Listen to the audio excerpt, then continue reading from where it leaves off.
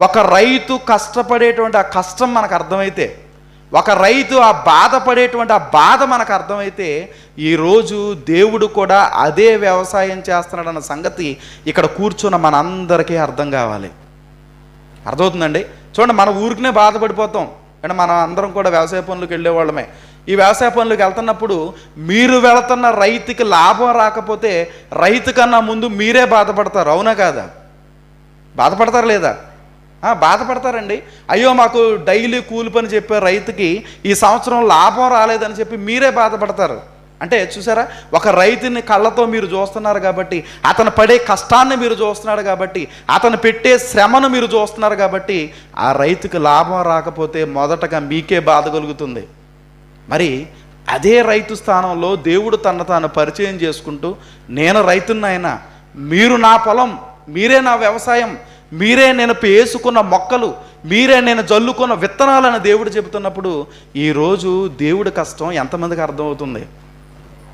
జాగ్రత్తగా ఈరోజు మనం ఆలోచన చేయాలి. ఎందుకంటే ఈరోజు మన అందరూ ఆలోచనలు ఎలా ఉంటున్నాయంటేనండి, దేవుని సన్నిధిలోకి వచ్చే ముందు ఇంటి దగ్గర అనుకుంటాం, ఈరోజు ఆదివారం కదా, ప్రార్థనకి వెళ్ళాలి, ఆదివారం కాబట్టి ప్రార్థనకి వెళ్ళాలి అనుకుంటాం. ఆదివారం కాబట్టి బైబిల్ దుమ్ము దులిపి దేవుని సన్నిధిలోకి వచ్చేస్తాం, స్నానం చేసి చక్కగా దేవుని సన్నిధిలో కూర్చున్నప్పుడు ఏమంటే నిజంగా మన ఆత్మను సిద్ధపరుచుకుని దేవుని సన్నిధిలోకి రాగలుగుతున్నాం? ఒకసారి ఆలోచన చేయండి.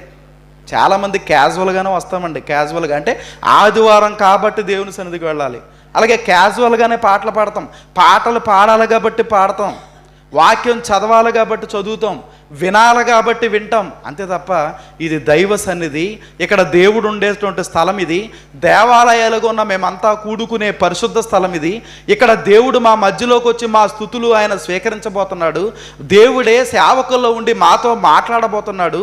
ఈరోజు ఆయన మాట్లాడింపజేసే మాటలు ఇదిగో పరలోకానికి మమ్మల్ని తీసుకువెళ్ళటానికి ఒక నిచ్చెనలా ఉపయోగపడబోతున్నాయని చెప్పి భయముతోనూ వణుకుతోనూ దైవ సన్నిధికి వచ్చేవాళ్ళం ఎవరైనా ఉన్నామా?